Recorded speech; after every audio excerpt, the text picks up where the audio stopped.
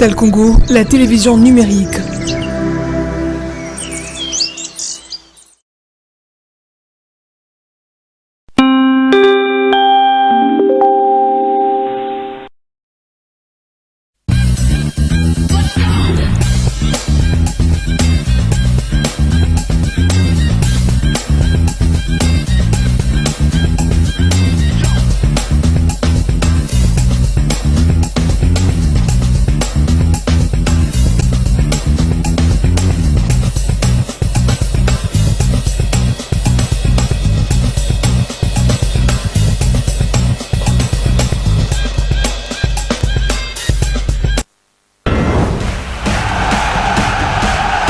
Ces magazines vous est offert par OneXBet, fiable, sûr et sécurisé.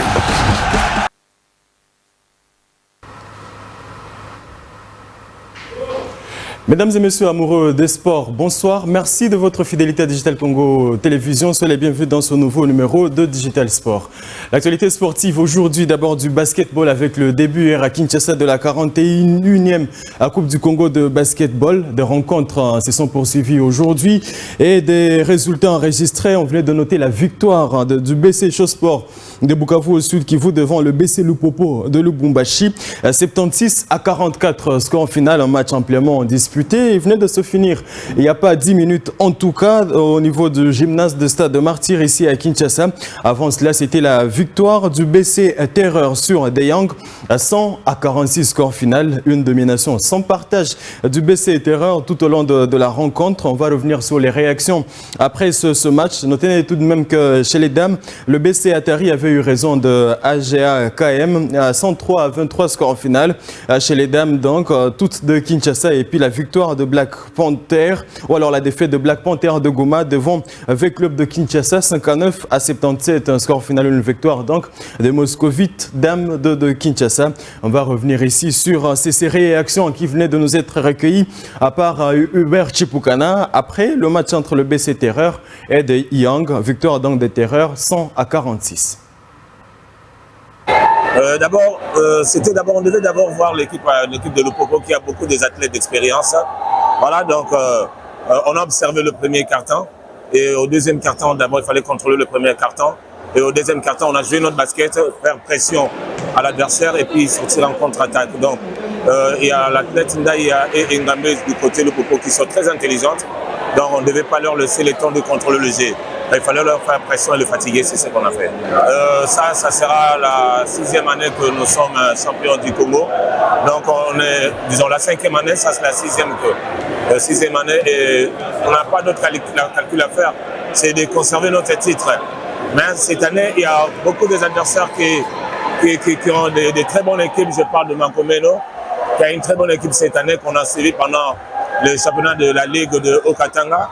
Il y a l'équipe de Sport qui a aussi une très bonne équipe, et sans oublier l'équipe d'Atari qu'on a joué la finale. Il faudra aussi respecter l'équipe de V-Club qui a aussi renforcé son effectif. Bon, il y avait un problème d'administration, parce que nous avons utilisé 7 joueuses. Tu vois, le reste est là, il n'a pas joué. Je pense qu'on va arranger ça pour bien jouer la deuxième journée. Nous avons bien préparé. Et nous avons 12 joueuses complètes. Mais on va arranger la situation par rapport à l'administration. Et puis les 5 joueuses, on va jouer, tout le monde va jouer. Et puis on va commencer à préparer beaucoup de systèmes de jeu par rapport à ce que nous avons préparé. Et puis on va faire de bonnes choses. Et les gens tirés de ce match? Bon, l'équipe là, c'est une bonne équipe. Mais on va faire tout. On va faire tout, même à la demi-finale, même à la finale. C'est le premier jour de la compétition. Hein. On va voir des équipes. La compétition avait donc démarré hier avec 2 rencontres, une chez les dames. D'abord ici, l'entrée en la matière réussie de la part du champion en titre. Chez les dames, donc le BC Senses qui a battu à l'occasion le BC Lupopo par 44-27. Chez les messieurs, le champion en titre également entré en lice. Il a réussi à 76-63 donc pour le BC Virunga de Goma qui a battu le BC Mazembe Espoir de Lubumbashi. On va revenir également ici sur les réactions après cette désillusion du BC Mazembe Espoir. Une désillusion, mais Mazembe aura quand même montré de bonnes choses tout au long de cette partie.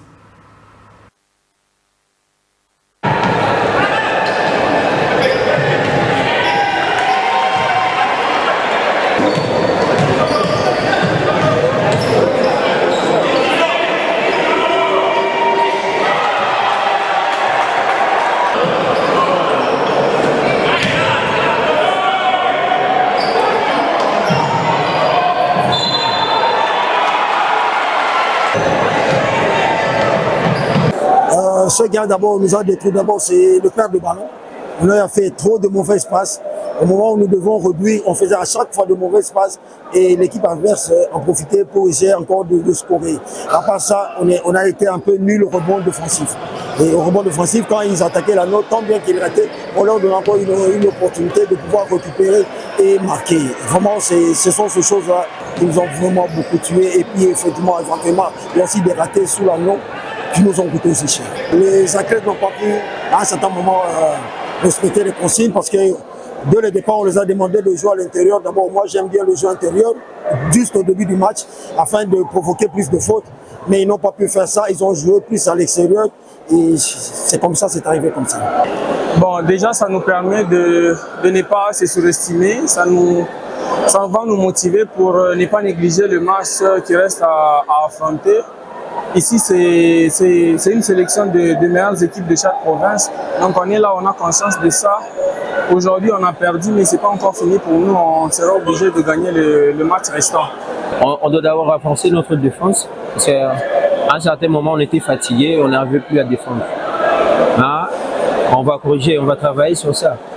On travaille aussi vu l'effectif qu'on avait. C'était normal, c'est normal qu'ils soient aussi fatigués.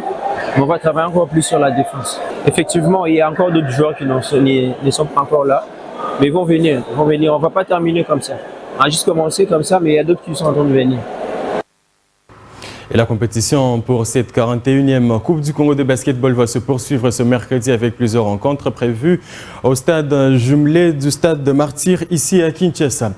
On change de discipline pour parler football à présent avec la Ligue des champions de la CAF. L'association sportive Maniema Union s'est qualifiée pour les 16e de finale de la Ligue des champions. C'était un match à disputer le dimanche au stade de Martyr. Vous pouvez le voir sur ces images. Une qualification à l'arraché tout de même après le nul de 0-0 au stade de Martyr, puis une victoire à la séance des tirs au but. Maniema Union qui avait réalisé le même score vierge de 0-0 lors du match aller face à l'équipe zambienne ou alors l'équipe zimbabwéenne de Ngezi Platinum. Maniema Union aura donc joué 2 matchs sans mettre le moindre but. De quoi s'inquiéter alors qu'on voit ici des occasions pour ce match avec une domination stérile de l'AS Maniema Union. On va revenir sur les images de la séance des tirs au but. Vous voyez, Maniema Union avait transpiré avant d'obtenir finalement la qualification. Les 3 premiers tirs avaient été réussis de part et d'autre avant que Ngezi n'en vienne à se rater finalement. Mais ça avait été chaud au stade de Martyr, un stade de Martyr qui était quasi vide à l'occasion notamment. Et des questions à se poser, la forme n'est pas rassurante pour l'AS Maniema Union. Il faut vite trouver une solution si on veut aller loin en Ligue des champions de la CAF. C'est en tout cas ce qu'avait laissé entendre Papi Kimoto, l'entraîneur principal de cette équipe. Papi Kimoto qui avait décrié le manque de championnat national pour la République démocratique du Congo. Suivez. Même si ils étaient à 5-5-0 là, mais on a quand même créé des opportunités. On a créé des combinaisons, on a tapé sur les montants, on a loupé des buts qu'on pouvait marquer s'il y a eu un peu de la chance ou de la lucidité. Aujourd'hui, on n'a pas eu la chance de marquer, tout comme au match aller. Maintenant, on avait aussi préparé la séance. Donc, on va continuer à travailler. De toute façon, tout n'était pas parfait. Ça, on le sait, on est conscient. Et que la prochaine fois, il faut faire beaucoup mieux, sinon ça va être compliqué pour nous. On a eu à jouer, à révisionner les matchs aller. On avait vu que notre adversaire était vraiment techniquement faible, mais par contre, physiquement, ils étaient au point. Et maintenant, pour contrer ça, il fallait trouver une animation qui va les gêner au maximum. À savoir, j'ai risqué de jouer avec un milieu défensif et 2 milieux offensifs, plus les ailiers, plus un attaquant. Donc c'était un pari risqué. On a voulu jouer comme ça pour dominer les matchs et marquer, mais c'est ce qu'on n'a pas fait, on n'a pas marqué. Et on a eu la chance avec la séance de tir au but. Et prochainement, on va reprendre le temps d'analyser notre adversaire. Dieu merci. Et aussi, nous n'avons pas encore commencé le championnat. Mais néanmoins, il se prépare en Europe. Donc voilà. Nous, on va être ici et à Kinkole. Et le manque de championnat qui préjudicie donc les équipes qui vont évoluer en interclub de la CAF, mais une solution venait peut-être d'être trouvée. Il s'agit de ce tournoi qui va être organisé entre les 4 clubs congolais qui représentent les RDC aux interclubs de la CAF. L'objectif étant de permettre à ces équipes d'avoir le niveau pour faire face à leurs challengers respectifs sur le continent en l'absence d'un championnat national. Ceci venait d'être décidé lors d'une réunion organisée à Kinshasa aujourd'hui, même une réunion entre le comité de normalisation de la Fédération congolaise de football, l'association et les représentants de ces 4 clubs, le tout-puissant Mazembe, l'AS Maniema Union, l'AS Vita Club et le FC Saint-Éloi Lupopo.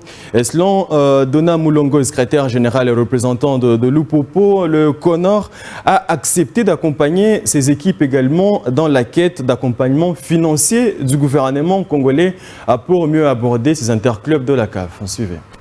Nous avons été invités par le comité de normalisation de la FECOFA, nous les 4 représentants au niveau des interclubs de la CAF. Il était question d'abord primo de féliciter Maniema qui venait de franchir un obstacle. Et là, tous nous nous retrouvons maintenant au deuxième tour préliminaire. Il faille un accompagnement du CONOR. Le CONOR s'est engagé à nous accompagner sur beaucoup de sujets. C'est notamment s'impliquer dans les demandes de financement que le club envoie à l'État congolais. Il faut dire ici que tous nos 4 clubs n'ont encore rien reçu de l'État. Et donc le CONOR a pris l'engagement de faire le suivi. Parce que nous nous disons que c'est une lourdeur administrative au niveau de certains ministères. Et il faut ici dire merci à notre ministre des tutelles qui a dégagé rapidement tous nos dossiers. Et ces dossiers sont en train de traîner soit au ministère du budget, soit à la banque, et on ne veut pas libérer. Alors que l'État a pris l'engagement d'accompagner ces équipes dans les compétitions internationales. Le deuxième point, c'était par rapport à envisager, comme vous savez qu'il y a les championnats qui n'ont pas encore commencé, le CONOR envisage officiellement à organiser un tournoi entre nous les 4.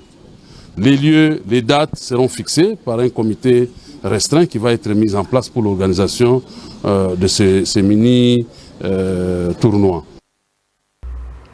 Un match amical est déjà annoncé à Kinshasa au stade Martyr entre l'AS Vita Club et l'AS Maniema Union, un match de fixation prévu le samedi prochain à partir de 15h30 au stade de Martyr. En attendant l'effectivité de ce tournoi annoncé par le comité de normalisation de la Fédération congolaise de football association. Donc le tout doit se passer avant le week-end du 14-15 septembre prochain parce que cela que les clubs congolais, tous les 4 donc, vont entrer en lice à part Maniema Union qui avait déjà disputé le premier tour des préliminaires. Donc, et les adversaires, l'AS Maniema Union jouera Petro Atlético de Luanda, la capitale angolaise. Le match allait prévu au stade de Martyr ici à Kinshasa avant le retour prévu une semaine après à Luanda, la capitale angolaise. Et puis le match entre Red Arrows face au tout-puissant Mazembe, Red Arrows de la Zambie, donc pour faire face aux Corbeaux demi-finalistes la saison dernière. Autre affiche en rapport avec ces interclubs de la CAF en Coupe de la Confédération. Cette fois, l'AS Vita Club qui va jouer Stellenbosch, équipe sud-africaine, et puis le FC Saint-Éloi Lupopo va défier les Angolais de Bravo de Marquis. Et pour le tout-puissant Mazembe, on apprend que l'équipe s'était entraînée, notamment aujourd'hui. Des images sont à découvrir demain. On parle toujours football congolais, ce partenaire peut-être pour sauver le championnat national de la Lina Foot, le championnat qui va s'appeler désormais Illico Cash Ligue 1. Ceci découle de la signature d'un contrat de partenariat intervenu hier. Benitando Gixlandou y était pour le compte de Digital Congo. Ça sera désormais Illico Cash Ligue 1, nouvelle appellation du championnat national de football de la RDC. Rebaptisé après partenariat sur le naming signé entre Illico Cash, porte-monnaie électronique de la Rabobank et la FECOFA à travers la Ligue nationale de football. La signature officielle du contrat ce lundi 26 août au 7e niveau du siège de la société entre les différentes parties concernées. Après la signature Illiko Cash, par son directeur FinTech Karim Nouri, a remis les contrats aux membres de la FECOFA qui à leur tour passeront au président de la Linafoot, Maître Bosco Mouéou. La cérémonie s'est poursuivie au bâtiment du 7e niveau où un cocktail a été organisé en présence des invités de marque dont Ferregola, ambassadeur de Illiko Cash, ainsi que quelques légendes du football congolais, Muntubile Santos, Paulin Tokala, Matumola Zolarum, Bagueta Dikulu, Ekuchugol et autres. Présentation du nouveau logo du championnat avec sa nouvelle appellation Illiko Cash Ligue 1. Dans sa prise de parole, le président de la Linafoot, Bosco Mouéou, a exprimé sa satisfaction après la signature de ce contrat très important pour l'organisation du championnat national. Pour sa part, Jado Mwanda, chargé d'événements, a évoqué les raisons propres qui ont poussé la société et son département à venir épauler le championnat. Aucune partie n'a dévoilé les détails sur le contrat. Tout sera dit lors de la conférence de presse attendue le 4 septembre prochain. La Linafoot, c'est notamment ces équipes qui poursuivent leur préparation sans avoir une idée claire sur la date de début de compétition. C'est le cas notamment du FC Roby, cette équipe qui évolue à l'entente provinciale de football de Kinshasa et qui est promue en 2e division du championnat national de la Linafoot. Cette équipe venait de livrer 3 matchs amicaux la semaine dernière. Reportage.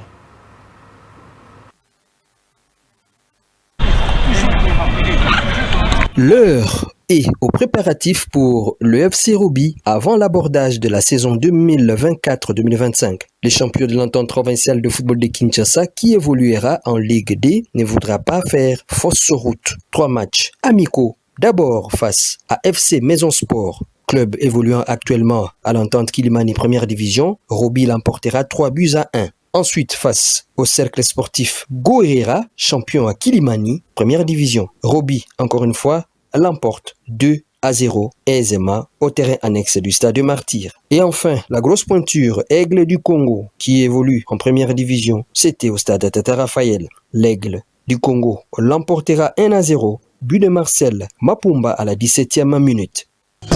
Dans l'ensemble, si je peux faire l'analyse, donc il y a d'abord un très bon match, de part et d'autre, de haut niveau. Et puis j'ai apprécié la manière dont l'adversaire a pu conserver les ballons. Nous avons fait l'effort vraiment de le contourner, donc raison pour laquelle je suis un peu satisfait par rapport à l'amélioration de l'équipe. Malgré la défaite, une bonne impression laissée par Roby. Moi je pense que le match était vraiment serré parce qu'il n'y a eu qu'un seul but dans le match. Moi je pense que de notre côté on est en plein préparatif. Donc déjà on est pendant la préparation physique et voilà, le match a été un peu serré par rapport au travail que les joueurs ont beaucoup encaissé. Et voilà, ça reste un bon match. Du côté Roby, ils ont joué et puis voilà quoi. Sauf imprévu, 2 matchs tests restent à négocier pour les FC Roby. Des matériels d'entraînement viennent d'être remis à l'équipe à l'Olympique Club de Massina et à Belkas Academia, des équipes évoluant ici à Kinshasa. Donc c'était le vendredi 23 août dernier par le président de ces 2 équipes, Ted Beleshai Kassonda. En une année d'existence seulement, l'AS Belkas a fini vice-championne de cadet et passe en 3e division, alors que pour cette saison, la mission est de remporter tous les matchs. Ted Beleshai, président de ces 2 équipes, donne des précisions. À Noyo, tu se décides qu'il bango peut pas mettre à la 3e division parce que tu as un choix entre tu ta place na bango na mutu mususu batikala na cadet ou bien tu vas mettre à la 3e division. Mais na décidé que bango peut pas mettre à la 3e division parce que biso objectif la biso c'est que tout ça la commerce, biso objectif ça ba joueur bazala to komisa bango na niveau moko et permettre bango lobby ba beta na ba équipe professionnelle la boto boté. Donc to mimi to ndimi que anoyo to ko encadrer 2 équipes na 3e division. Donc to encadrer 2 équipes na 3e division. Yango wala il fallait si ko to renforcer bino en termes de matériel et entraînement.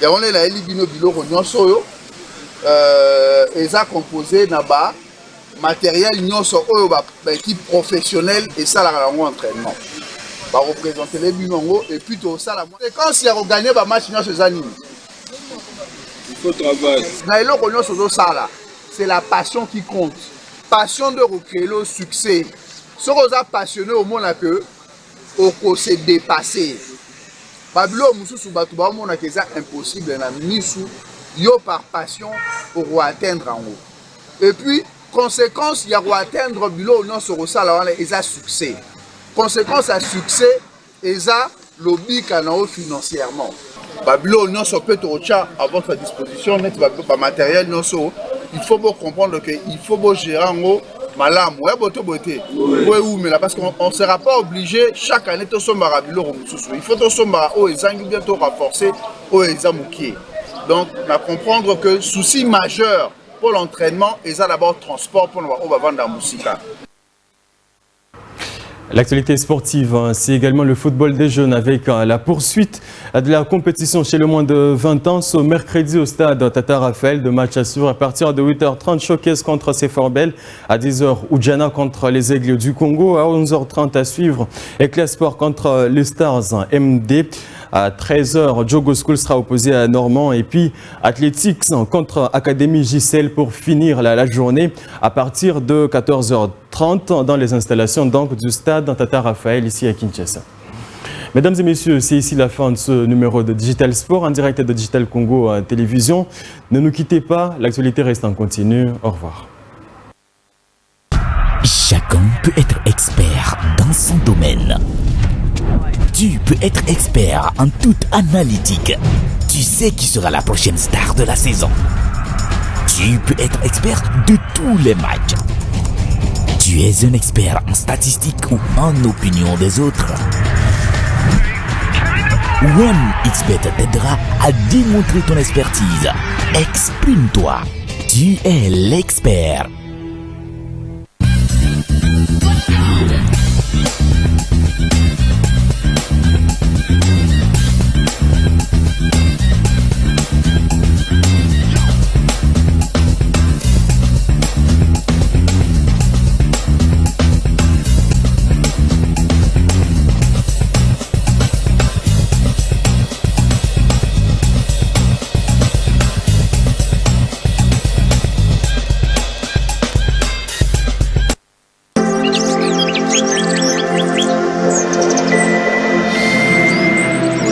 Digital Congo, la télévision numérique.